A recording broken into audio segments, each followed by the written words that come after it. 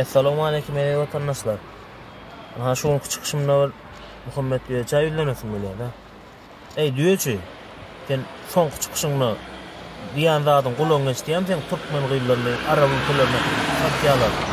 Başga ýurtlarda telni satyp berler diýip sen. Näme boş gurlap otursun? Suwutnamaň barmy elinde sen? Ya bir sen her kimge ejesi, bajasy, uýasy, jygysy bar. Ýanynda aktivistler hem şol bajasy, ejesi bar. Sen her kime bir şeýtmek bilen sen Türkmen milletini bir binamyz görkezjek bolýarmy ya. Namysyny aýak asty depeläp ýörenjek bolýarmy sen? Sen kadr bilmez eşek doňuz ýerler sana diýejäm. Sen Eýranyň kowul gaýdagyna sana Türkmen ýyldam öý beren. Duz beren, çörek beren, şol okuw beren. Diplom aldyň şo ýurtda okap. Men inden bugün kunna daşa ýurda çykyp sen damaň ýertip boş gurlap arlap otyrdyň sen.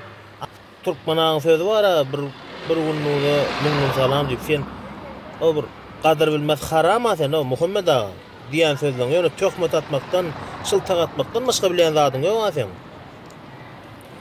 Ey diýýärçi bir damak ýertip gıýkylykga oturup o diýen seneleňe mä geçip gitdi o sen aýdan beren wagtlar. Oňoryan goşuňa ma ýok sen ýöne gıýkylykdamakdan başga bitiren işiň bolmady sen. Yani en tägem bolsa wara şu saparagan diňläýsen. Muhammed ağa.